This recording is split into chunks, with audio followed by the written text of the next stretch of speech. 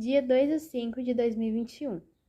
Me encontrei como de costume com meu irmão e minha cunhada para fazermos o culto de transmissão e louvarmos a Deus. Dia 4, terça-feira. Meu marido se queixou dos sintomas da Covid. Imediatamente isolamos nossos filhos, cada um em seu quarto.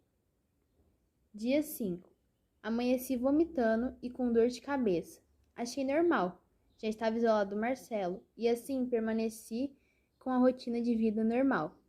No mesmo dia, minha cunhada avisou que tinha testado positivo para o Covid. Dia 9. Apresentei de casa a homenagem do Dia das Mães da igreja, já com febre, vômito e dor de cabeça. Dia 10. Testei positivo. Dia 12. Meu marido também testou positivo. Dia 15. Exatos 10 dias após os primeiros sintomas, acordei sentindo falta de ar. Minha saturação oscilava entre 91 e 92. Porém, a orientação que eu havia recebido era procurar um hospital apenas se chegasse a 90. Senti desconforto respiratório durante toda a manhã. Uma semana antes, havia feito tomografia pulmonar, que apresentava comprometimento de 30% dos pulmões. Naquele sábado, não havia lugar para mim. Não conseguia deitar e ficar em pé. Sentada estava ruim, mas era menos pior. No começo da noite, minha saturação foi a 90. Desesperada buscando ar, gritava pedindo ajuda.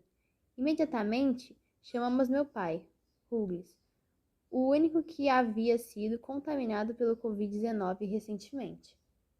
Meu pai chegou muito rápido em casa, se assustou com meu estado, me colocou no veículo e chegou no Hospital São Domingos, como um tiro. Agilizou o atendimento sem ao menos tirar sua caminhonete de frente do hospital ou fechá-la. Fui imediatamente para a triagem. A saturação oscilava entre 79 e 78. Correram e trouxeram uma bala de oxigênio, colocaram a máscara em minhas narinas e jogaram 15 litros. Fui encaminhada para fazer uma tomografia dos pulmões e foi verificado que meu comprometimento pulmonar estava de 75%, infecção. Volto para a enfermaria, onde a maca que eu estava posicionada ficava de costas para a porta. Estava fazendo uso de medicação pela veia quando ouvi alguém passar e me chamar de Ru. Imediatamente reconheci a voz. Tentei me virar e olhar quem era, mas não consegui. Reconheci a voz do meu irmão Paulinho. Então, eu digo para a enfermeira que eu vi meu irmão me chamar na porta e que ele também estava com Covid. Perguntei a ela se ela podia confirmar se ele realmente estava no hospital. Era ele. O fato do meu irmão estar comigo na enfermaria me fortaleceu bastante. Nosso pai se desdobrou para nos ajudar.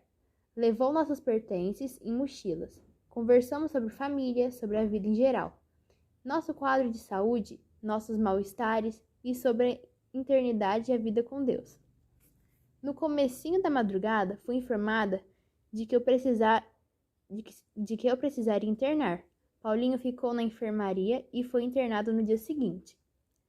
A distância entre a enfermaria e os quadros de internação, no posto 7, era mais ou menos uns 2 a 3 minutos. Colocaram a máscara de oxigênio no meu nariz e a enfermeira ligou a bala de oxigênio. Ao começar a conduzir a cadeira de rodas e puxar a bala de oxigênio, o mesmo deixou cair a bala, o que desligou-a naquele momento, porque eu não respirava mais. Comecei a entrar em desespero e dizer que não conseguia respirar. Ele acelerou a cadeira, mas não parou para verificar a oxigenação. Nesse momento, eu gritava por ajuda. Tirei minha máscara na tentativa de respirar melhor e fui repreendida pelo enfermeiro. No desespero de ambos, ele novamente deixou cair a bala de oxigênio. Na aula de internação, fui gentilmente recepcionada por uma enfermeira e uma fisioterapeuta. Enquanto a primeira ligava o oxigênio instalado na parede do quarto, a fisioterapeuta me perguntava se eu estava mais calma. Após a afirmativa de que eu estava menos cansada, já que eu estava com 13 litros de oxigênio por minuto, ambas confirmaram que achavam melhor que no desespero de todos não havia sido ligado oxigênio, mas que o enfermeiro não as deixaram ver. A fisioterapeuta começou a me explicar como se dava o processo de internação e o procedimento fisioterápico. pela qual eu seria submetida 3 vezes por dia, que se chamava VNI. VNI, ventilação não invasiva, que deveria ser feita por 1 hora a cada sessão e que consistiria em uma respiração por aparelhos que facilitaria a entrada de oxigênio pelas vias aéreas devido a uma incômoda pressão de ar, que seria aplicada com o auxílio de uma máscara que pega abaixo dos olhos e vai até o queixo, e através dessa pressão que te força a respirar, seus pulmões vão se abrir, possibilitando uma futura respiração fora dos aparelhos. O procedimento é o mais incômodo, mas o mais eficaz de todos que já experimentei. Não são todas as pessoas que conseguem fazer por 1 hora. Vi colegas de quarto com fobia pedindo para tirar imediatamente. Como também vi pessoas ficarem 15 a 20 minutos e pedir para tirar por não aguentar mais. Infelizmente, por não conseguir realizar tal procedimento, minha colega de quarto teve seu quadro agravado rapidamente, vindo a óbito em 9 horas de sua entrada no hospital. Eu e o Paulinho fizemos todas as sessões 3 vezes por dia, às totais 1 hora. Ponto positivo era que comíamos mesmo sem vontade tudo o que nos era oferecido. Dia após dia, eu recebia do médico responsável por nosso tratamento, Dr. Tiago Pardi, que o meu quadro e do meu irmão Paulinho, a quem eu sempre perguntava, estava evoluindo bem. Nossa taxa de infecção diminuindo e a oxigenação cada dia melhor. As medicações estavam fazendo efeito esperado e nosso esforço nas VNIs iria nos tirar rapidamente da oxigenação mecânica. A cada dia, diminuía a taxa de oxigenação por máquina, que se iniciou a 15 litros de oxigênio por minuto, descendo para 3 litros, depois 10, 8, 6, 4 e 2 litros por minuto. A sala fria da tomografia era o lugar para onde eu sempre pensava em retornar para saber se o nosso comprometimento pulmonar de 75% já estava reduzido. Recusei usar fraldas ou comadre, na tentativa de me esforçar o máximo para a minha melhora. Fazia questão de arrastar a bala de oxigênio, que vem acompanhada de rodinhas até o banheiro para fazer uso e tomar banho. Nos primeiros dias, essa simples tarefa era quase que impossível tamanho o esforço físico e respiratório que precisava fazer. Banho tinha que ser, nos primeiros dias, sentada. Já disse a vocês que não sofri de crise de pânico, mas vez ou outra eu chorava. Tive uma crise de ansiedade quando a psicóloga, ao fazer uma única ligação familiar do dia, ligou para o meu pai, que me disse que havia levado meu esposo, Marcelo, no hospital. Ao ser perguntado sobre o quadro dele, senti meu pai com a voz embargada, passando o telefone para o meu irmão Fernando, que disse não saber ao certo a respeito de Marcelo, mas que estava bem. Tranquilizei dizendo que eu estava melhor cada dia e pedi que dessem informações aos de casa, demais familiares e amigos. Desliguei o telefone com um nó na garganta, o nó da incerteza. Marcelo estaria internado? Com quem estavam meus filhos? Como eles estariam? A fisioterapeuta havia chegado para mais uma sessão de VNI.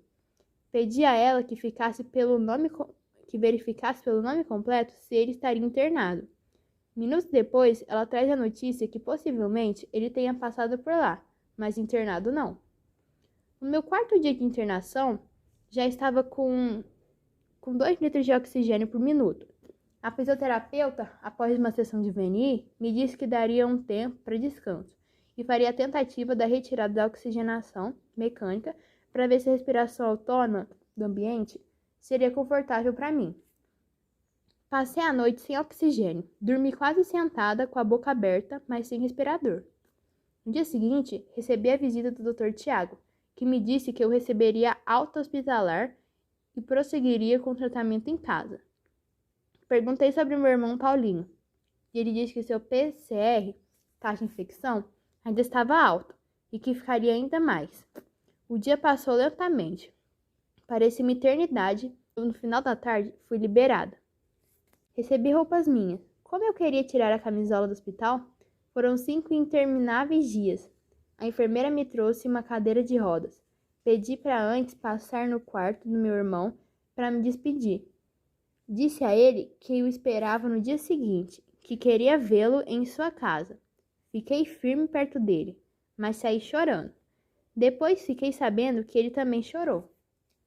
Um momento muito emocionante foi quando a porta de correr se abriu e papai estava lá, com os olhos brilhantes de alegria, batendo palmas esperando eu me aproximar. Estava com tanta expectativa que se esqueceu de pegar o carro no estacionamento. Correu para buscar seu veículo. A enfermeira gentilmente ficou comigo aguardando na cadeira de rodas. Paulinho saiu no dia seguinte, como havíamos combinado.